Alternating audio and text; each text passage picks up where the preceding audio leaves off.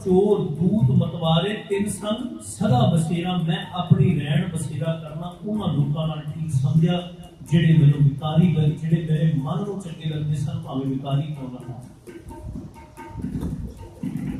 काम, क्रोध, माया, मद, मत्सर, ये संपै मोह माई में यही विकार इस मन दे विच इकट्ठे कीते। संपै तो भाव है इकट्ठे करने, यही धन मैं जोड़िया इस मन दे विच। काम, क्रोध, माया, मद, मत्सर, ये संपै मोह माही। ते कीता कीनी दया, धर्म और गुरु की सेवा। ये सुपनंतर नहीं, ये मैं सुपने विच भी नहीं सोचा। क्यों? क्योंकि मेरा फर्ज ही नहीं है। हुण आपां अपने इतिहास वाल आना शुरू करिए। 7 पो दी रात, पहला पैर रात का, जिस वेले सरसा नदी के कंढे ते युद्ध होया, माता गुजर कौर जी ते छोटे साहिबजादे विछड़े गुरु गोबिंद सिंह महाराज दे नाल। जदों विछड़दे ने ते पहली रात जिहड़ी 7 पो दी रात है, वो उत्थे नेड़े ही कुम्मे माशकी एक गुरु घर का सेवक सी, जिहदे घर जाके छोटे बच्चे ते माता गुजर कौर जी बसेरा करते ने। ते लीला ब्राह्मणी उस कुम्मे माशकी की जिहड़ी पत्नी सी, उन्हें प्रसादा छकाया छोटे बच्चों को। पिछों किन्ने महीनों तो भुखे, कभी कुछ मिलिया ना मिलिया, पत्ते खाधे, की कुछ खाधा होना, इस बारे सानू नहीं पता। इस बारे में सोचना भी नहीं चाहता। उत्थे जाके 8 महीनों के घेरे तो बाद बच्चों को पहली बारी प्रसादा रज के पेट भर के मिलता। उम्र 5 ते 7 साल की असी अपने बच्चे का बुखार भी बर्दाश्त नहीं करते। ਉਹਦੇ ਪਿੱਛੇ ਵੀ ਅਸੀਂ ਭਾਵੇਂ ਕੰਮ ਤੋਂ ਛੁੱਟੀ ਕਰਨੀ ਪੈ ਜਾਵੇ, ਲੇਕਿਨ ਕੰਮ ਕਰਕੇ ਛੁੱਟੀ ਕਰਕੇ ਦਵਾਈ ਕਰਾ ਕੇ ਲੈਂਦੇ ਆ। ਤੇ ਜਦੋਂ ਛੁੱਟੀ ਹੋਵੇ ਉਸ ਦਿਨ ਗੁਰੂ ਦੀ ਗੱਲ ਸੁਣਨੀ ਜ਼ਰੂਰੀ ਨਹੀਂ ਸਮਝਦੇ। ਉਹ ਰਾਤ ਬੱਚਿਆਂ ਨੇ ਉੱਥੇ ਕੱਟੀ। 8 ਪੋਹ ਦੀ ਸਵੇਰ ਨੂੰ ਗੰਗੂ ਬ੍ਰਾਹਮਣ ਜਿਹੜਾ ਗੁਰੂ ਘਰ ਦਾ ਰਸੋਈਆ ਸੀ, ਗੁਰੂ ਘਰ ਦਾ ਅਨੰਨ ਸੇਵਕ ਸੀ, हो सकता कि उस वेले तक भी उन्होंने उसकी मन के उपर पर्दा ना पिया हो। इस शब्द के विच आपां एक पंक्ति सरवण की है, उहदे नाल कंपैरिजन करांगे अपना भी भगत कबीर जी के बचन का ते गंगू ब्राह्मण की व्यक्ति का।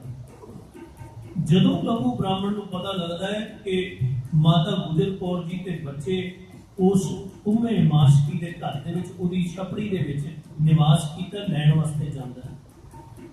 जदों लैके अपने घर पहुंचता है, 8 तरीक शाम को पिंड खेड़ी लैके आया। उत्थे माता गुजर कौर जी के जिहड़े छोटे बच्चे सन, बाबा जोरावर सिंह, बाबा फतेह सिंह जी, उत्थे रैण बसेरा करते हैं। ते उस वेले जाके उस गंगू ब्राह्मण की नीयत दे विच फर्क आ जाता है। क्यों? क्योंकि माता गुजर कौर जी ने कोल एक थैली वेखी सी जिहदे विच मोहरा सन। हो सकदा उहदा अंदाजा होवे कि इहदे विच होर भी कोई कीमती हीरे जवाहरात होण, क्योंकि गुरु घर दे विच ऐसी चीज़ों की कमी नहीं सी। मन दे विच लोभ पैदा होता है। ते लोभ की पंक्ति आपां इस शब्द दे विच पढ़ चुके हैं।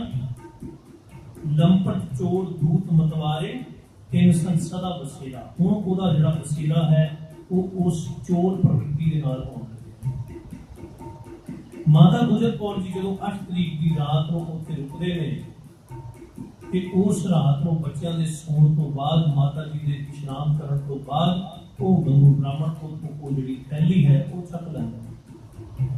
उस थैली को चकण तो बाद 9 तरीक की सवेर को माता जी ने यह गल गंगू को आखी कि गंगू तू साडे घर बड़ी सेवा की है, ते अगे भी जिहड़ियां चीज़ां सैन संभाल लेना सैन। इत्थे मेरी वो जिहड़ी थैली है वो पई नहीं, तू संभालनी होवेगी, मैनूं पूरी उम्मीद है। लेकिन उत्थे उहदे इतिहास दे विच लफ्ज़ लिखिया माई वरतिया। पहली बारी माई गंगू ब्राह्मण की रसना तो निकला, माई तेरा इस वेले मेरे तो इलावा कोई चारा नहीं, कोई सोर्स नहीं, कोई आसरा नहीं, ते तू मेरे ऊपर इल्जाम ला रही है कि मैं चोरी कर ली। आखन लगी नहीं गंगू ऐसी गल नहीं, तू मेरे बच्चों की तरह है, जे तू संभाल ली तो कोई गल नहीं, जे तेनों धन की लोड़ है ਤੇ ਇੱਕ ਵਾਰੀ ਇਹ ਸਮਾਂ ਟਲ ਜਾਣ ਦੇ, ਜਿੰਨਾ ਧਨ ਕਹੇਗਾ ਤੇਰਾ ਘਰ ਭਰ ਦਿਆਂਗੇ। ਧਨ ਦੀ ਗੁਰੂ ਘਰ 'ਚ ਕਮੀ ਨਹੀਂ ਹੈ, ਪਰ ਉਸ ਵੇਲੇ ਗੰਗੂ ਦੇ ਮਨ ਦੇ ਵਿੱਚ ਇੱਕ ਲਾਲਚ ਹੋਰ ਵੀ ਸੀ। ਦੋ, ਇੱਕ ਡਰ ਤੇ ਇੱਕ ਲਾਲਚ, ਦੋ ਹੀ ਚੀਜ਼ਾਂ ਨੇ ਜਿਹੜੀਆਂ ਇਨਸਾਨ ਕੋਲੋਂ ਗਲਤ ਕੰਮ ਕਰਾਉਂਦੀਆਂ ਨੇ। ਡਰ ਇਹ ਪਹਿਲਾ ਹੋਇਆ ਕਿ ਹਕੂਮਤ ਨੇ ਇਹ ਐਲਾਨ ਕੀਤਾ ਹੋਇਆ ਹੈ ਕਿ ਗੁਰੂ ਗੋਬਿੰਦ ਸਿੰਘ ਦੇ ਪਰਿਵਾਰ ਦੇ ਵਿੱਚੋਂ ਕਦੀ ਵੀ ਕਿਸੇ ਨੇ ਆਸਰਾ ਦਿੱਤਾ ਤਾਂ ਉਹਦਾ ਪਰਿਵਾਰ ਖਤਮ ਕਰ ਦਿੱਤਾ ਜਾਏਗਾ। ਇਹ ਡਰ ਗੰਗੂ ਦੇ ਮਨ ਦੇ ਵਿੱਚ। ਦੂਜਾ, ਜੇ ਕੋਈ ਉਹਨਾਂ ਦੇ ਪਰਿਵਾਰ ਦੀ ਸੂਹ ਕੱਢਦਾ ਹੈ ਤੇ ਉਸ ਨੂੰ ਇਨਾਮ ਦਿੱਤਾ ਜਾਏਗਾ, ਮੂੰਹ ਮੰਗਿਆ। ਹੁਣ ਇੱਕ ਕੰਮ ਕਰਨ ਦੇ ਨਾਲ ਗੰਗੂ ਦੇ ਦੋਨੋਂ ਜਿਹੜੇ ਮਸਲੇ ਸਨ ਉਹ ਹੱਲ ਹੁੰਦੇ ਨੇ। ਇੱਕ ਤਾਂ ਡਰ ਖਤਮ ਹੁੰਦਾ ਸੀ ਕਿਉਂਕਿ ਸਰਕਾਰੇ ਦਰਬਾਰੇ ਉਹਦੀ ਪਹੁੰਚ ਬਣ ਜਾਣੀ ਸੀ ਜੇ ਬੱਚੇ ਫੜੇ ਜਾਂਦੇ, ਤੇ ਦੂਜੀ ਗੱਲ ਸੀ ਉਹਦਾ ਘਰ ਭਰਿਆ ਜਾਣਾ ਸੀ। ਦੋਨੋਂ ਗੱਲਾਂ ਇੱਕੋ ਕੰਮ ਦੇ ਨਾਲ ਹੱਲ ਹੁੰਦੀਆਂ ਸਨ। ਤੇ ਉਹਨੇ ਜਦੋਂ ਰੌਲਾ ਪਾਇਆ, ਮਾਤਾ ਗੁਜਰ ਕੌਰ ਜੀ ਨੇ ਕਿਹਾ ਕਿ ਪੁੱਤਰ ਤੂੰ ਰੌਲਾ ਨਾ ਪਾ, ਇਹਨਾਂ ਬੱਚਿਆਂ ਦੀ ਸੂਹ ਨਾ ਕੱਢੀ, ਇਹ ਸਮਾਂ ਟਲ ਜਾਣ ਦੇ, ਤੇਰਾ ਘਰ ਧਨ ਦੇ ਨਾਲ ਭਰ ਦਿਆਂ। ਪਰ ਉਹ ਨਹੀਂ ਟਲਿਆ, ਉਹਨੇ ਸੂਹ ਕੱਢੀ ਤੇ ਮੋਰਿੰਡੇ ਦੀ ਜੇਲ੍ਹ ਦੇ ਵਿੱਚੋਂ ਦੋ ਭਾਈ ਉੱਥੇ ਕੋਤਵਾਲ ਸਨ, ਜਾਨੀ ਖਾਨ ਤੇ ਮਾਨੀ ਖਾਨ, ਉਹਨਾਂ ਦੋਵਾਂ ਤੱਕ ਸੂਹ ਪਹੁੰਚਾਈ।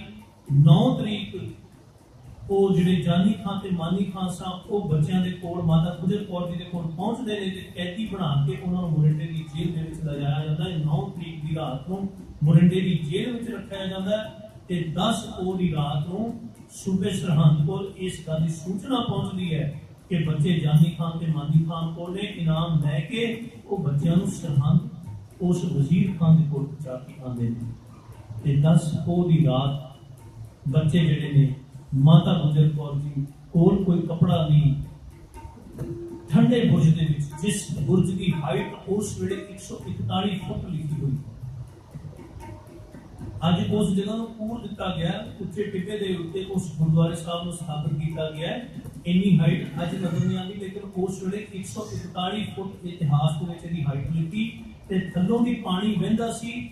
ਉਹਦੀ ਹਾਈਟ ਇਸ ਕਰਕੇ ਸੀ ਕਿਉਂਕਿ ਲਾਹੌਰ ਤੋਂ ਦਿੱਲੀ ਜਾਣ ਵਾਲੇ ਜਿਹੜੇ ਰਾਜੇ ਮਹਾਰਾਜੇ ਸਨ ਜਾਂ ਦਿੱਲੀੋਂ ਲਾਹੌਰ ਜਾਣ ਵਾਲੇ, ਕਿਉਂਕਿ ਦੋ ਹੀ ਰਾਜਧਾਨੀਆਂ ਸਨ, ਇਹਨਾਂ ਦੇ ਵਿਚਕਾਰ ਜਦੋਂ ਵੀ ਕੋਈ ਸ਼ਾਹੀ ਦਰਬਾਨ ਜਾਂ ਰਾਜੇ ਮਹਾਰਾਜੇ ਜਾਂਦੇ ਸਨ ਤੇ ਇਸ ਸੈਂਟਰ ਦੇ ਵਿੱਚ, ਇਸ ਜਗ੍ਹਾ ਤੇ ਆਰਾਮ ਕਰਿਆ ਕਰਦੇ ਸਨ ਤੇ ਇਸ ਜਗ੍ਹਾ ਤੇ ਆਪਣੀ ਐਸ਼ੋ ਇਸ਼ਰਤ ਕਰਿਆ ਕਰਦੇ ਸਨ ਉਸ ਠੰਡੇ ਬੁਰਜ ਦੇ ਵਿੱਚ। ਕਿਉਂਕਿ ਬੁਰਜ ਦੀ ਹਾਈਟ ਬਹੁਤ ਜ਼ਿਆਦਾ ਸੀ ਤੇ ਥੱਲੋਂ ਨਦੀ ਵਗਦੀ ਸੀ ਤੇ ਨਦੀ ਦੇ ਨਾਲ ਉਹ ਜਿਹੜਾ ਪਾਣੀ ਸੀ ਉਹ ਠੰਡੀਆਂ ਹਵਾਵਾਂ ਉਸ ਵੇਲੇ ਤੱਕ ਪਹੁੰਚਦੀਆਂ ਸਨ। ਤੇ ਸੋਚ ਕੇ ਦੇਖੋ ਕਿ 10 ਪੋਹ ਦੀ ਰਾਤ, ਜਿਸ ਵੇਲੇ ਅਸੀਂ ਆਪਣੇ ਘਰਾਂ ਦੇ ਵਿੱਚ ਵੀ, ਇੱਥੇ ਤਾਂ ਮੌਸਮ ਨਹੀਂ ਹੈ ਲੇਕਿਨ ਉਸ ਜਗ੍ਹਾ ਦੇ ਮੌਸਮ ਨੂੰ ਦੇਖੀਏ ਤੇ ਘਰਾਂ ਦੇ ਵਿੱਚ ਰਜਾਈਆਂ ਪੈ ਕੇ ਵੀ ਕਾਂਬਾ ਛੜਿਆ ਹੁੰਦਾ ਤੇ ਬੱਚਿਆਂ ਦੇ ਕੋਲ ਕੋਈ ਕੱਪੜਾ ਨਹੀਂ। ਮਾਤਾ ਗੁਜਰ ਕੌਰ ਜੀ ਨੇ ਆਪਣੀ ਚੁੰਨੀ ਜਿਹੜੀ ਸੀ ਉਹ ਬੱਚਿਆਂ ਦੇ ਆਲੇ ਦੁਆਲੇ ਲਪੇਟੀ। ਚੁੰਨੀ ਦਾ ਆਸਰਾ ਕੀ ਹੋਵੇਗਾ? ਉਹ ਚੁੰਨੀ ਲਪੇਟੀ 11 ਪੋਹ ਦੀ ਪਹਿਲੀ ਜਿਹੜੇ ਸਵੇਰ ਚੜੀ ਉਸ ਦਿਨ ਸੂਬੇ ਸਰਹੰਦ ਦੀ ਕਚਹਿਰੀ ਦੇ ਵਿੱਚ ਪੇਸ਼ ਕੀਤਾ ਗਿਆ ਤੇ ਦੋਨਾਂ ਬੱਚਿਆਂ ਨੂੰ ਜਦੋਂ ਸਿਪਾਹੀ ਲੈ ਕੇ ਜਾਂਦੇ ਨੇ ਤੇ ਉਸ ਵੇਲੇ ਜਦੋਂ ਅੰਦਰ ਵੜਨ ਲੱਗੇ ਤੇ ਸ਼ਾਹੀ ਜਿਹੜਾ ਕਚਹਿਰੀ ਦਾ ਦਰਵਾਜ਼ਾ ਸੀ ਉਹ ਬੰਦ ਸੀ, ਛੋਟਾ ਦਰਵਾਜ਼ਾ ਖੋਲ੍ਹਿਆ ਗਿਆ ਤੇ ਉਹਨਾਂ ਦੀ ਇਹ ਆਪਸ ਦੇ ਵਿੱਚ ਪਲੈਨਿੰਗ ਸੀ। ਪਤਾ ਤਾਂ ਹੈ ਕਿ ਗੁਰੂ ਗੋਬਿੰਦ ਸਿੰਘ ਮਹਾਰਾਜ ਦਾ ਪਰਿਵਾਰ ਹੈ, ਦ੍ਰਿੜ ਹੈ, ਝੁਕਾਉਣਾ ਬਹੁਤ ਔਖਾ ਹੈ, ਬੜੀ ਔਖੀ ਗੱਲ ਹੈ। ਪਰ ਆਖਿਆ ਕਿ ਇੱਕ ਚੀਜ਼ ਕਿਸੇ ਨੇ ਨਾ ਵੀ ਕੀਤੀ ਹੋਵੇ, ਉਸ ਚੀਜ਼ ਦਾ ਮਜ਼ਾਕ ਉਡਾ ਦੇਣਾ ਵੀ ਸ਼ਾਇਦ ਉਹਨਾਂ ਨੂੰ ਮਹਿਸੂਸ ਹੋਣ ਲੱਗ ਜਾਵੇ ਅਸੀਂ ਇਹ ਕਰਦੇ ਹਾਂ। ਉਹ ਕਹਿਣ ਲੱਗੇ ਛੋਟਾ ਦਰਵਾਜ਼ਾ ਖੋਲ੍ਹੋ, ਜਦੋਂ ਸਾਹਿਬਜ਼ਾਦੇ ਅੰਦਰ ਵੜਨਗੇ ਤੇ ਅਸੀਂ ਸਾਰੇ ਬਾਦਸ਼ਾਹ ਸਲਾਮਤ ਨੂੰ ਇਹ ਗੱਲ ਕਹਾਂਗੇ, ਬਾਦਸ਼ਾਹ ਬੱਚੇ ਸੀਸ ਝੁਕਾ ਕੇ ਅੰਦਰ ਵੜ ਆਏ ਨੇ, ਉਹਨਾਂ ਨੇ ਈਨ ਮੰਨ ਲਈ। ਇਹ ਆਪਸ ਦੇ ਵਿੱਚ ਇਸ ਵਿਚਾਰ ਬਣਾਇਆ ਗਿਆ। ਲੇਕਿਨ ਜਦੋਂ ਸਾਹਿਬਜ਼ਾਦਾ ਫਤਿਹ ਸਿੰਘ ਸਭ ਤੋਂ ਪਹਿਲਾਂ ਅੰਦਰ ਵੜੇ ਤੇ ਉਹਨਾਂ ਨੇ ਪਹਿਲਾਂ ਆਪਣੀ ਜਿਹੜੀ ਜੁੱਤੀ ਸੀ ਉਹ ਅੰਦਰ ਰੱਖੀ, ਪੈਰ ਪਹਿਲਾਂ ਅੰਦਰ ਪਾਇਆ, ਉਸ ਦਰਵਾਜ਼ੇ ਥਾਣੀ ਬਾਅਦ ਵਿੱਚ ਸਿਰ ਘੁਮਾ ਕੇ ਅੰਦਰ ਕੀਤਾ ਤੇ ਅੰਦਰ ਵੜਦੇ ਜਦੋਂ ਦੋਨੋਂ ਸਾਹਿਬਜ਼ਾਦੇ ਉਸ ਵਜ਼ੀਰ ਖਾਨ ਦੇ ਸਾਹਮਣੇ ਖੜੇ ਹੋਏ ਤੇ ਸਾਰੇ ਕਹਿਣ ਲੱਗੇ ਸਲਾਮ ਕਰੋ। ਕਹਿਣ ਲੱਗੇ ਸਾਡੇ ਪਿਤਾ ਜੀ ਨੇ ਜੋ ਸਾਡੇ ਪੁਰਖਾਂ ਦੀ ਬਾਣੀ ਹੈ, ਸਾਨੂੰ ਸਾਡੀ ਦਾਦੀ ਨੇ ਇਹ ਬਾਣੀ ਸੁਣਾਈ ਹੈ, ਇਹ ਉਪਤ ਸਭ ਦਿਵਸ ਚਾਰ ਕੇ ਝੂਠੇ ਕਰਤ ਦਿਵਾਜਾ, ਕਉ ਹਰ ਸਮਾਨ ਨਹੀਂ ਰਾਜਾ। ये सिर गुरु नानक के घर के ऊपर चुकिया है, उस गुरु नानक का सिर है, ये दर दर ते नहीं चुकता। बच्चों की गिनती 5 से 7 साल की गिनती सो सलाम ना की चुके नहीं बादशाह दे अगे, बादशाह के अगे ना चुकन करके उन्होंने उस वेले इतिहास दे विच लिखा गया लफज आया खमची।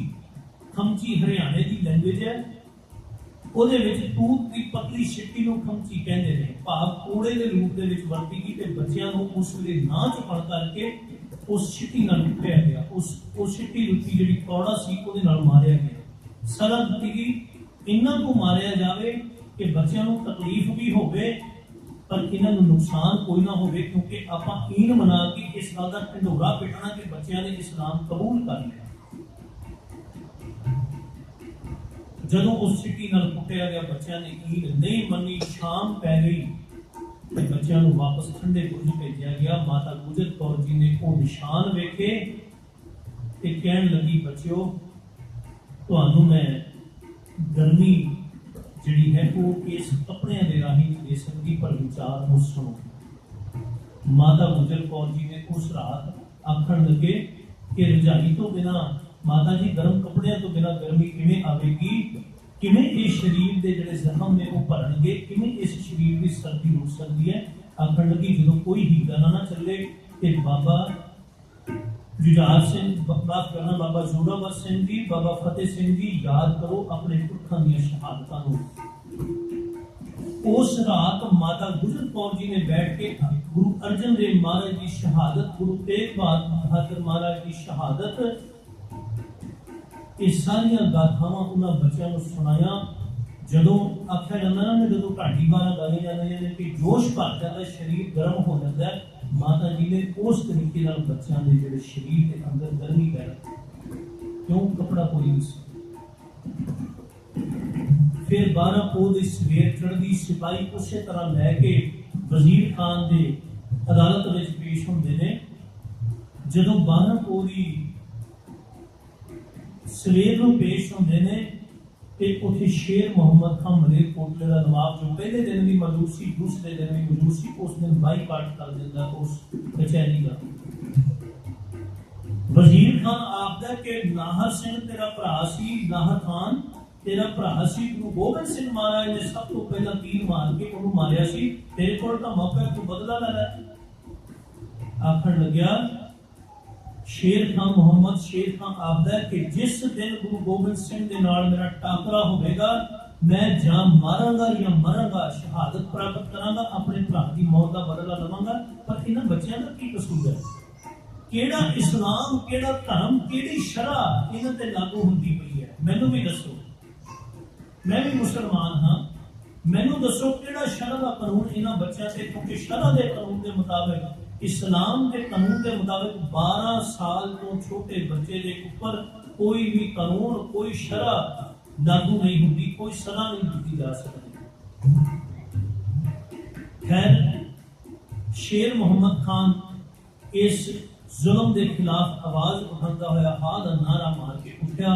जदों हा का नारा मारिया तो दीवान सुचानंद कोल खड़ा सी।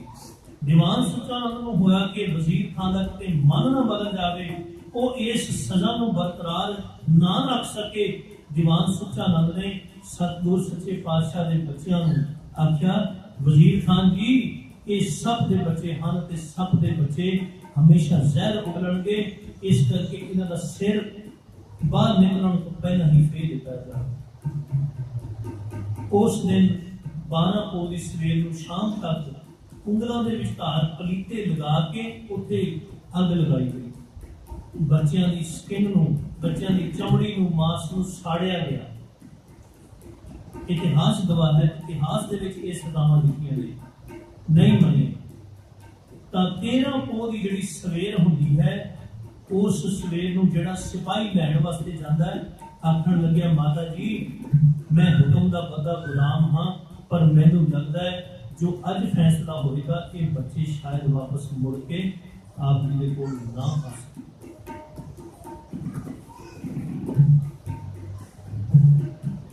तब माता गुजर कौर जी ने आख्या क्योंकि सिपाही ने आख्या कि आप एक पल होर बच्चों को अगर रुकना चाहो तो रुक सकते हो।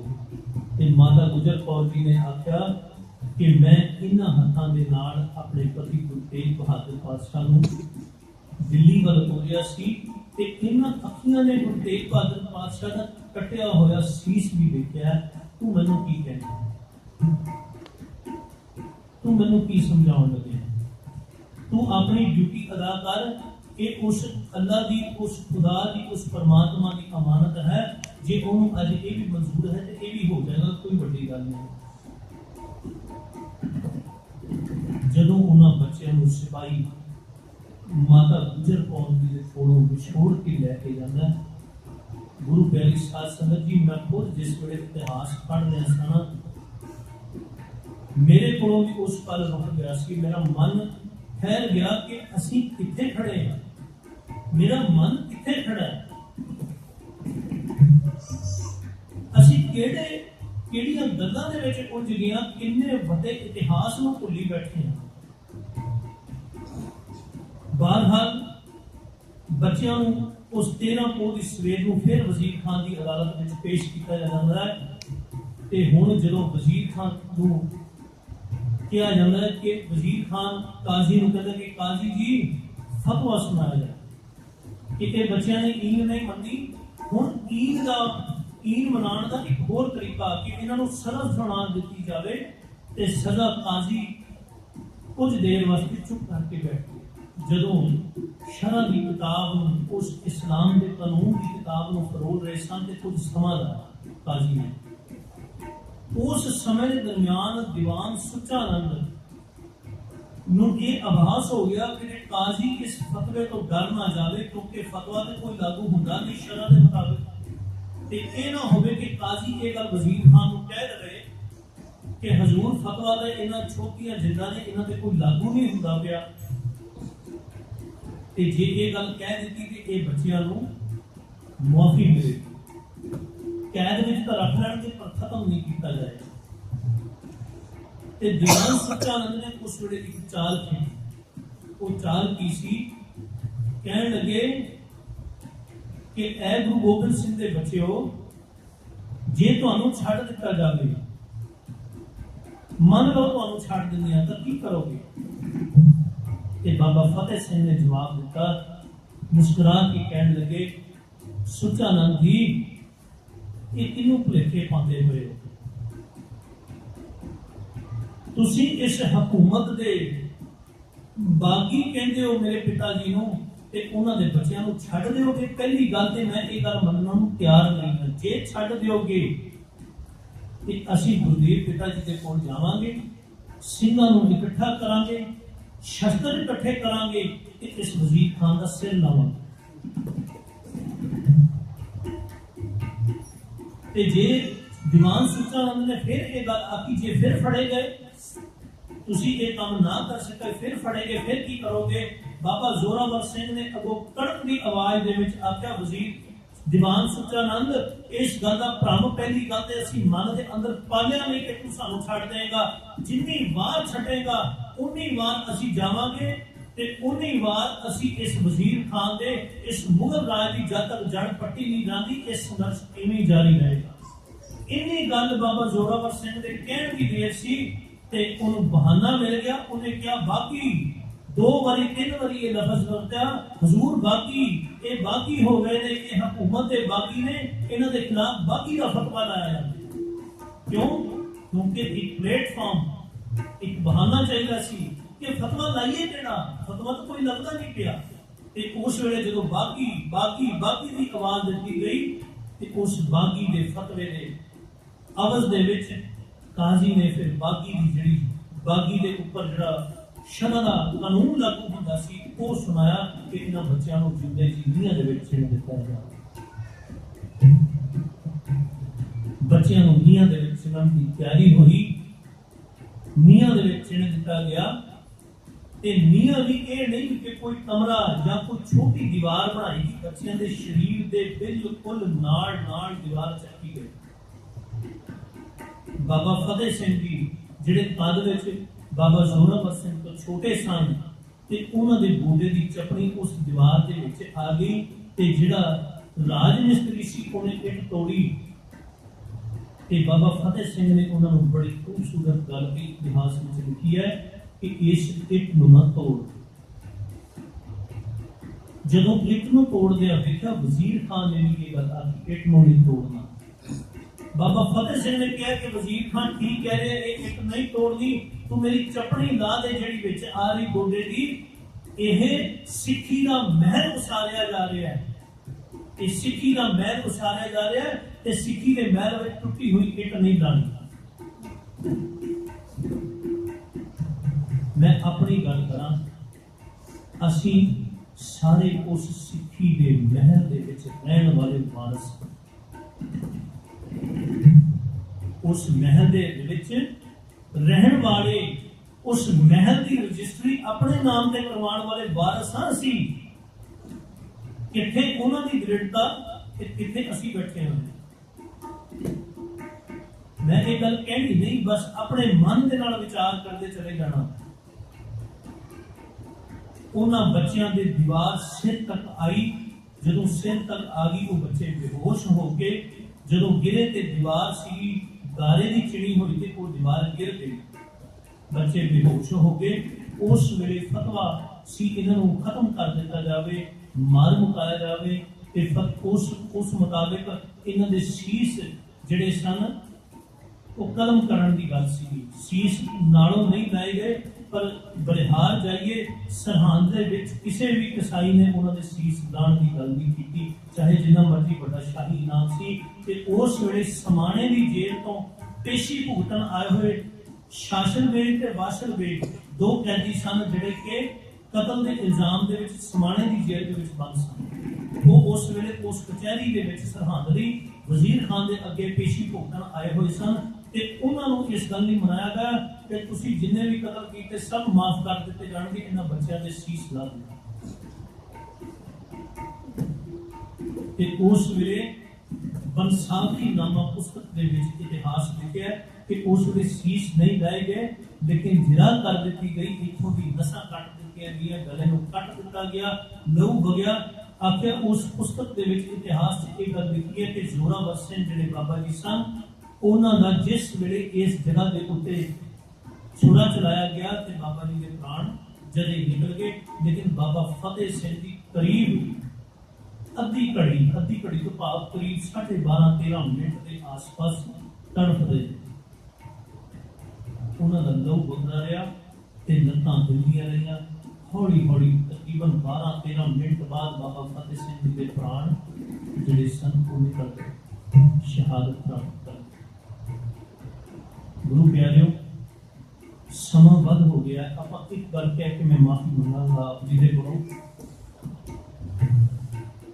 ਸਿੱਖ ਕੌਮ ਨੂੰ ਬੜੇ ਵੱਡੇ ਭੁਲੇਖੇ ਵਿੱਚ ਪਾਇਆ ਗਿਆ।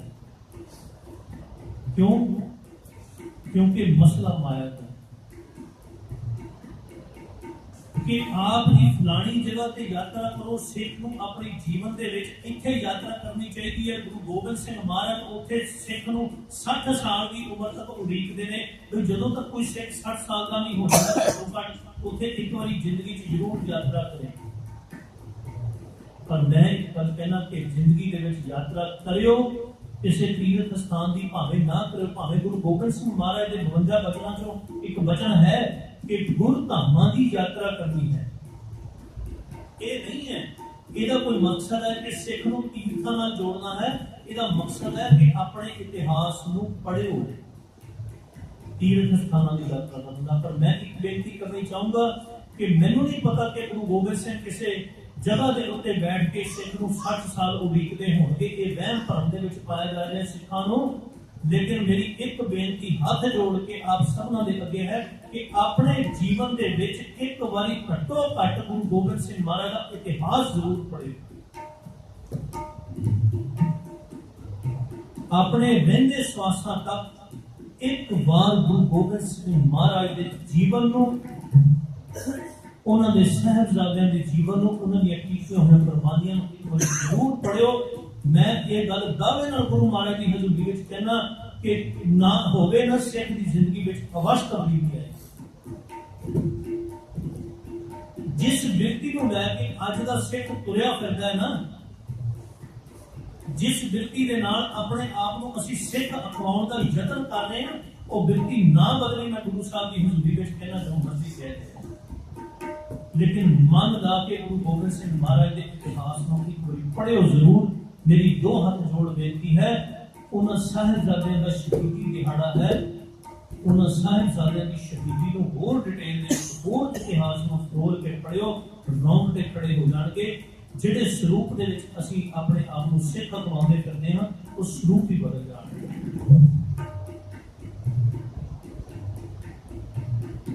कि अरदास दीन दयाल कृपाल कमोदर भगत बचल पैहारी, कह कबीर हीर जन रखो मैनू इस मुसीबत विच पए होए नूं, भाव मैनू इन्हां विकारां दे विच उलझे होए नूं सतगुरु मेरी अरदास है रख। ये अरदास असीं सारे कर सकीए। छोटे साहिबजादियां दा शहीदी दिहाड़ा, असीं बच्चों की तकलीफ नहीं सहन कर सकते, अपने बच्चों का बुखार उन्होंने कोई बीमारी नहीं सहन कर सकते।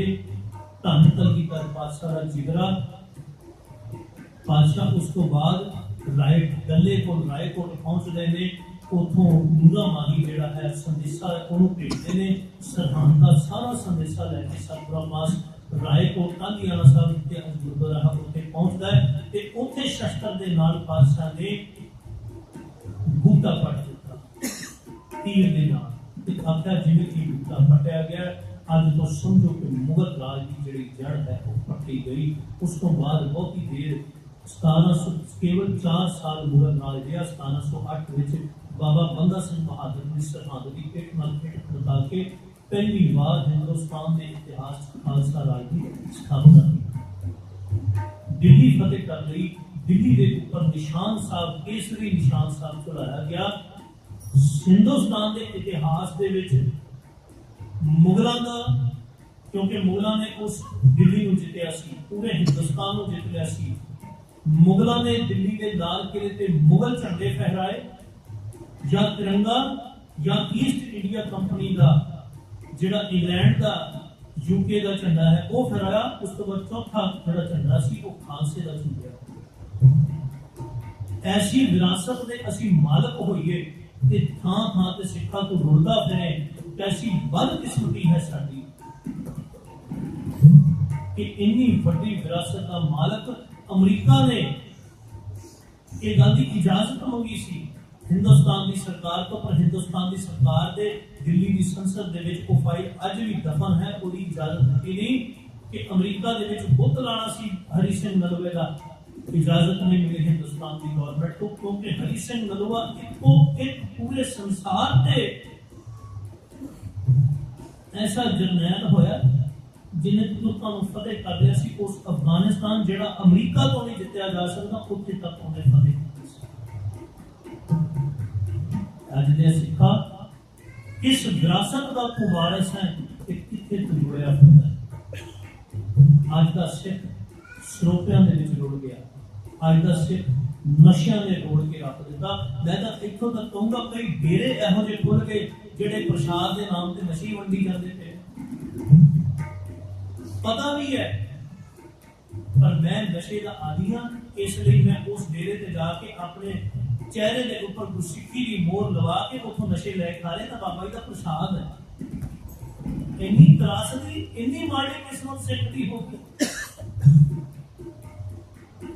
गुरु के सिखा अपने इतिहास नाल जुड़, अपने इतिहास को समझण का यतन कर।